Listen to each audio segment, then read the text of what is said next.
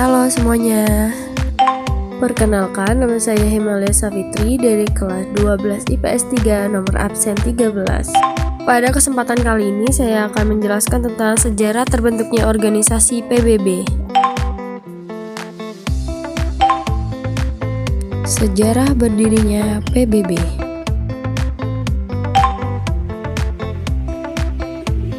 Topik pembahasan kali ini kita akan membahas tentang yang pertama, apa itu PBB, yang kedua, kronologi berdirinya PBB, yang ketiga, asas berdirinya PBB, yang keempat, tujuan dari terbentuknya PBB, yang kelima, struktur organisasi PBB, yang keenam, lembaga di bawah naungan PBB, dan yang ketujuh, sejarah Indonesia menjadi anggota PBB.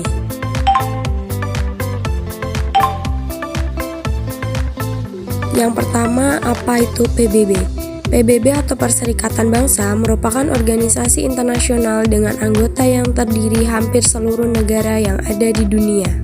PBB yang bisa disebut juga dengan United Nations didirikan untuk menjadi solusi atas berbagai permasalahan yang ada di dunia, seperti masalah hukum internasional, masalah ekonomi, sosial, serta keamanan internasional, yang bertujuan untuk mencapai kedamaian dan kemakmuran bersama. PBB ini dibentuk untuk menggantikan Liga Bangsa-Bangsa atau LBB yang sebelumnya telah berdiri pada tahun 1919, yang kemudian dibubarkan pada tahun 1946.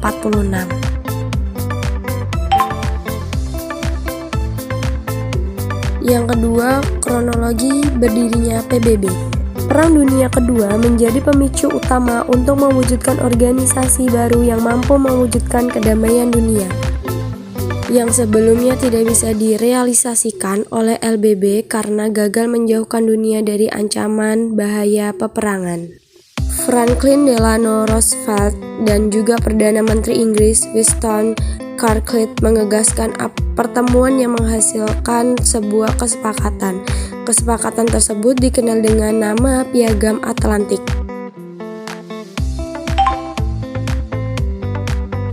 Berikut ini adalah isi dari Piagam Atlantik. 1. Tidak melakukan perluasan di antara semuanya. 2. Menjaga hak setiap bangsa. 3. Mengakui hak semua negara. 4. Mengusahakan perdamaian dunia. 5. Mengupayakan penyelesaian masalah atau sengketa secara damai.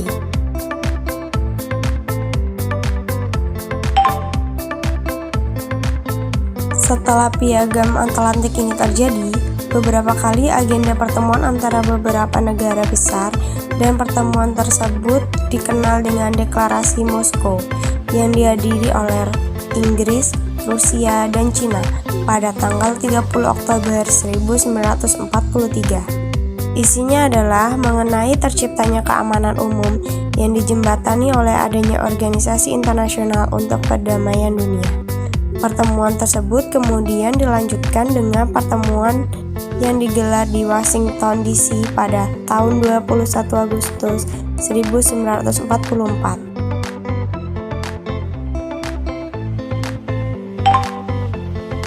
Konferensi ini dihadiri oleh 39 negara yang agendanya adalah berkaitan dengan rencana mendirikan PBB.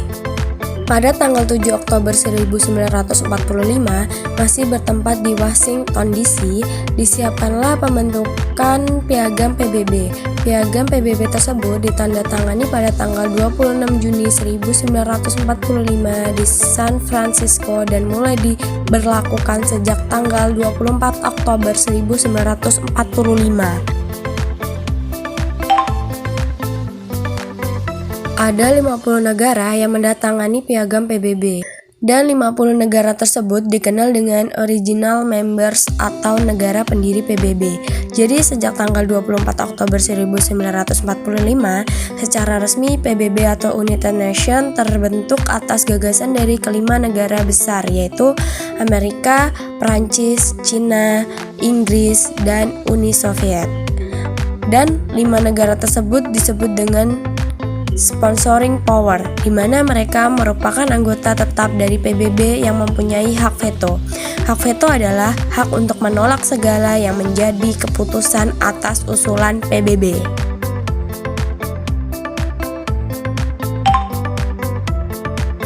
Yang ketiga, asas berdirinya PBB. Berikut penjelasan mengenai asas-asas dari berdirinya PBB. 1. Setiap anggota PBB memiliki kedaulatan yang sama. Karena PBB didirikan dengan dasar persamaan kedudukan dari semua anggota yang bergabung. Hal ini senada dengan ilustrasi peribahasa berdiri sama tinggi, duduk sama rendah. Yang kedua, setiap negara anggota harus memenuhi kewajiban yang telah ada di dalam piagam PBB dengan penuh tanggung jawab dan ikhlas, tanpa mementingkan keuntungan dan kerugian. Yang ketiga, semua negara anggota PBB diharapkan menyelesaikan setiap permasalahan, baik sengketa wilayah maupun konflik internasional dengan jalan damai dan tidak membahayakan perdamaian keamanan dunia serta berlaku adil. Yang keempat, larangan kekerasan antar negara. Semua negara anggota PBB harus mencegah adanya tindakan kekerasan atau ancaman terhadap suatu daerah maupun kebebasan berpolitik suatu negara dengan kekerasan bertentangan dengan tujuan PBB dalam melakukan kerjasama internasional. Yang kelima, tugas pembantuan. Semua negara anggota harus membantu PBB dalam tindakan yang selaras dengan piagam PBB. Semua anggota memberikan bantuan apa saja yang diperlukan oleh PBB dan dijalankan sesuai ketentuan yang telah tercantum dalam piagam. Yang keenam, pengendalian. PBB akan berupaya menjaga serta menjamin bahwa negara yang bukan anggota PBB juga akan bertindak selaras dengan piagam PBB untuk sekedar mendukung dan mempertahankan perdamaian.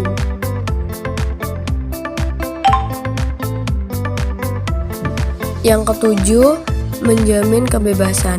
PBB tidak akan ikut campur dalam masalah dan pengaturan rumah tangga negara masing-masing anggota, dan PBB tidak dibenarkan melakukan pemaksaan terkait bagaimana menyelesaikan masalah dalam negara anggota.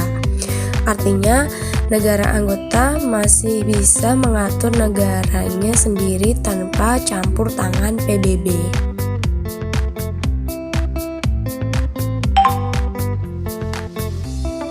Yang keempat, tujuan dari terbentuknya PBB.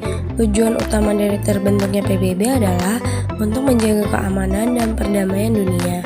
Setelah secara resmi berdiri pada 24 Oktober 1945 di San Francisco, California, Amerika Serikat, mengutip dari situs resmi PBB, tujuan utama dari PBB sendiri ada 4, yaitu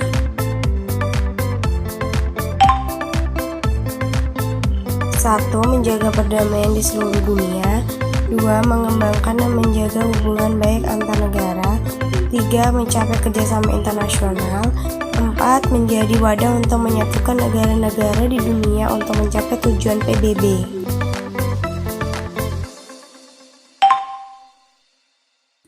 PBB bermarkas di New York, Amerika Serikat, dan beberapa kantor lainnya ada di Jenewa, Swiss, kemudian Wina, Australia, dan beberapa kota lainnya di dunia. Bahasa resmi yang digunakan PBB yakni bahasa Arab, bahasa Mandarin, bahasa Inggris, bahasa Prancis, bahasa Rusia, dan bahasa Spanyol.